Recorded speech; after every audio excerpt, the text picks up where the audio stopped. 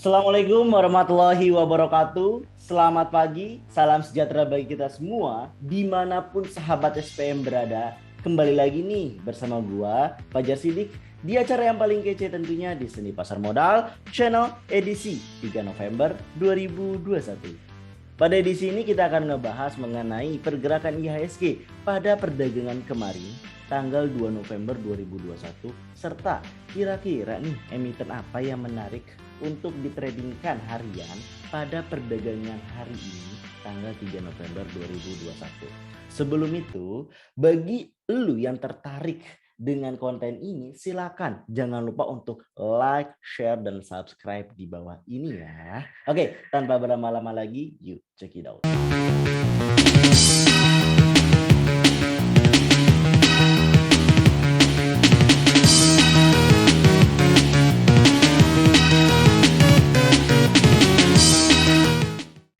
Analisis teknikal saham harian 3 November 2021. Ini adalah pergerakan indeks harian di mana secara overall itu semua indeks mengalami merah, baik itu IHSG, Jakarta Islamic Index, Kompas 100, Sri Kehati, Pevindo, ISI, IDX 30, itu semua mengalami merah. Kenapa? Ya bisa dibilang kalau gue ini merah koreksi normal ya, lagi mencoba level 6.500. Terlepas dari banyaknya tekanan isu turun dari mulai China ya, dari mulai China yang menekan harga batu bara sehingga harga batu bara mengalami turun, yang kemarin naik parah kan, sekarang udah mengalami turun karena ditekan oleh China. Lalu ada juga berita mengenai tapering dari Amerika Serikat itu seperti apa, lagi menunggu kabarnya. Lalu berita selanjutnya itu adalah mengenai teknologi yang lagi ambles sektor-sektor teknologi. Lalu berikutnya adalah yang tadi tapering itu pengaruhnya ke sektor perbankan ya. Makanya sektor perbankan rata-rata merah karena lagi menunggu kabar dari hasil tapering itu. Terus ada berita selanjutnya yaitu mengenai harga minyak ya. Harga minyak yang mengalami kenaikan yang luar biasa nih. Harga minyak bumi itu mengalami kenaikan luar biasa, bahkan melebihi estimasi yang dicanangkan pada saat APBN ya gitu. Dan itu luar biasa di sektor mining, khususnya di minyak. Lalu ada sektor CPO yang juga mengalami penurunan. Jadi banyak banget isu-isu yang mengakibatkan terjadinya penurunan. Ini tergambar dari LQ45 dan IDX 30 minusnya lebih dari 1%. Tapi secara all IHSG minusnya 0,90%. Ini adalah top gainers dan top loser pada perdagangan hari ini.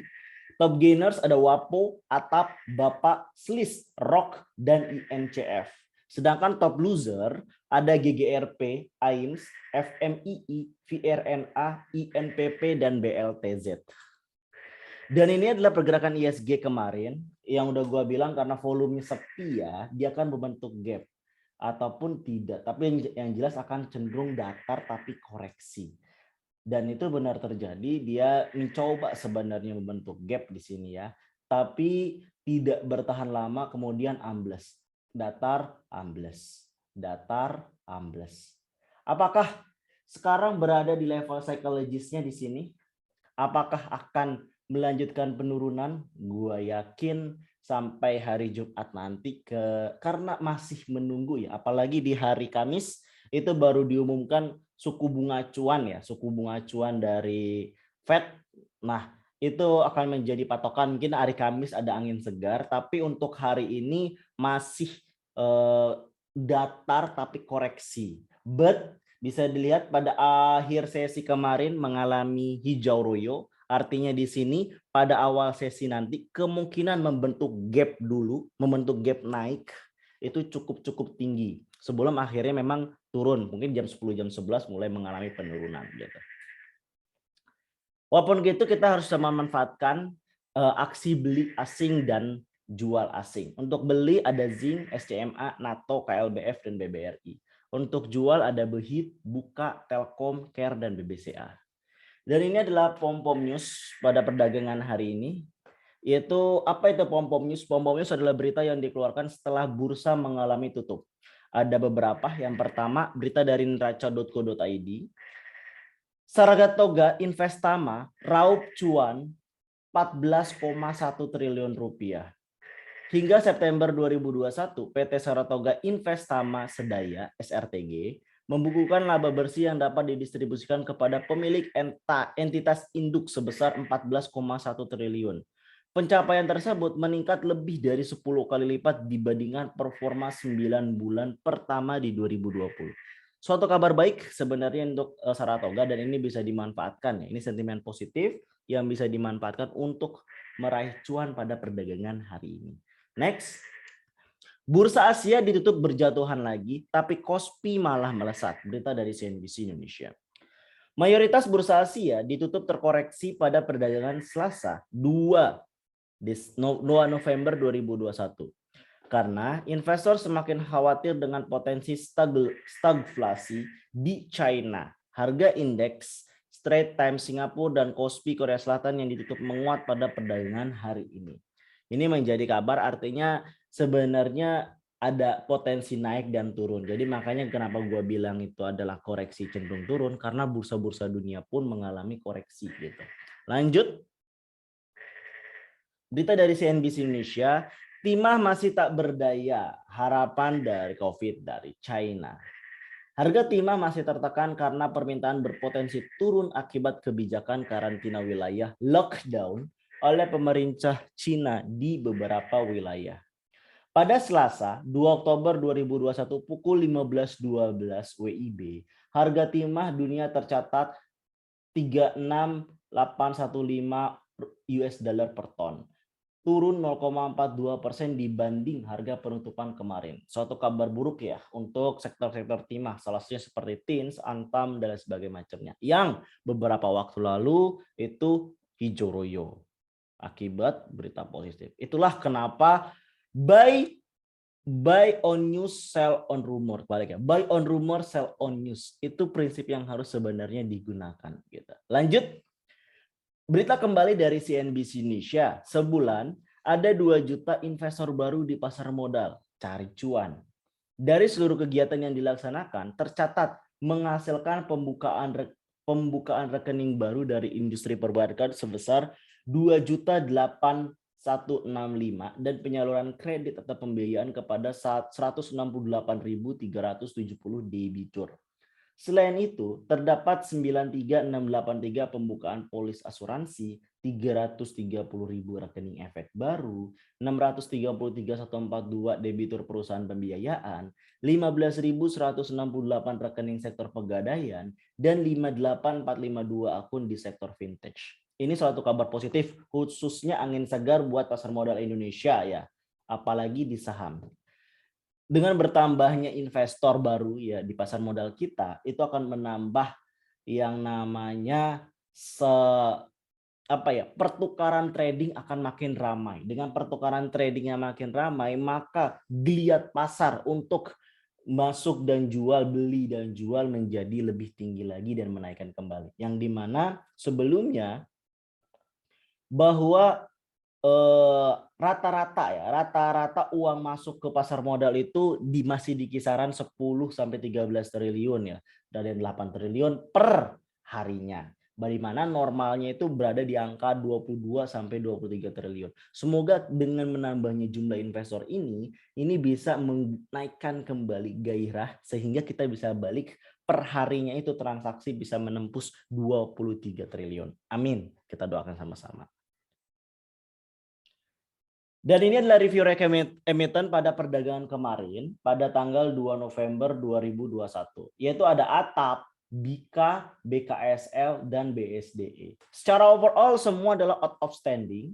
Lihat ATAP 140 sampai 160 ini 210. Dan dia termasuk dalam salah satu 16 top gainers. Jadi selamat bagi yang mengikuti.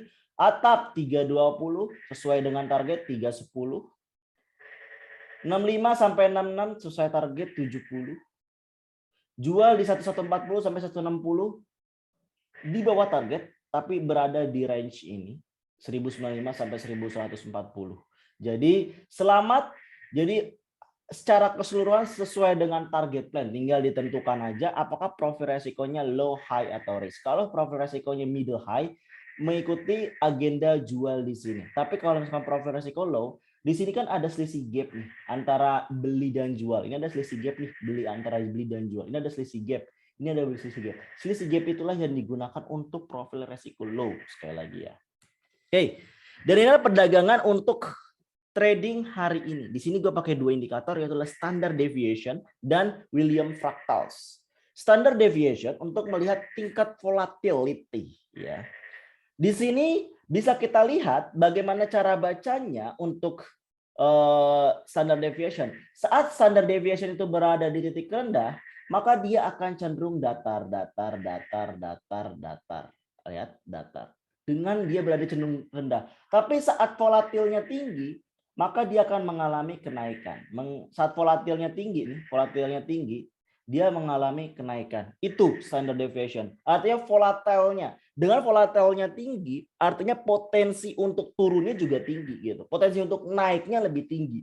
Itu cuma melihat itu, potensi untuk naik dan turun dari tingkat volatility. Lalu bagaimana cara membaca Williams fractals? Williams fractals cara bacanya mudah. Di sini lihat ada tanda panah. Ini ada tanda panah ke atas dan ada tanda panah ke bawah. Tanda panah ke atas artinya dia akan up. Kalau tanda up berarti kita harus beli. Saat tanda panah ke bawah itu bisa kita jual.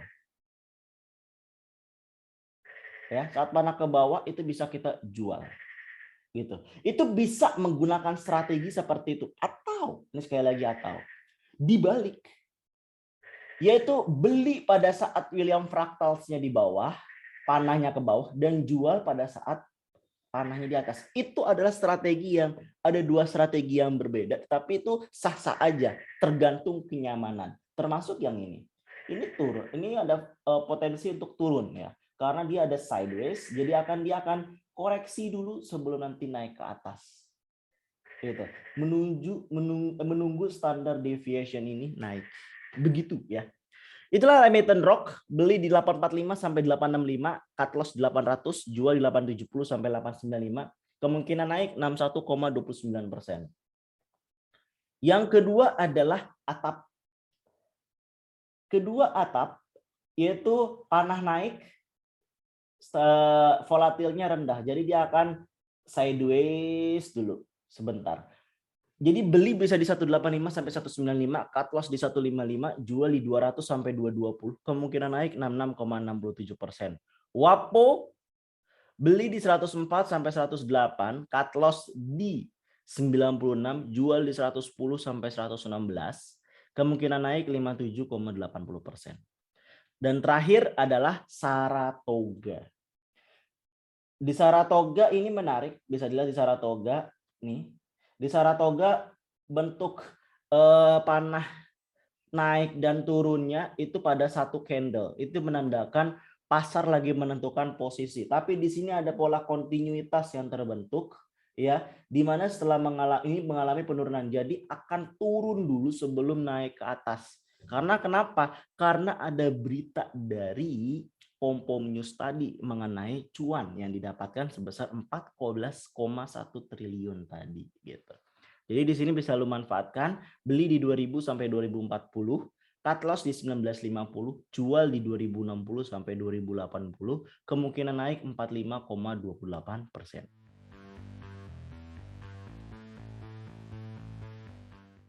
Kurang lebih itu yang bisa gue sampaikan pada perdagangan hari ini. Silakan digunakan dengan baik. Ingat, trading harian harus berprinsip terhadap dua hal, yaitu don't be greedy. Artinya kalau udah untung 2-5%, silakan cut loss. Silakan take profit. Dan yang kedua, kontrol disiplin dengan yang namanya memasang harga cut loss. Bisa di 2% atau 5% hukumnya, atau sesuai dengan trading plan yang tadi udah gue siapin. Oke, kurang lebih itu yang bisa gue sampaikan. Happy cuan, dan gue Fajar Sidik pamit. Bye.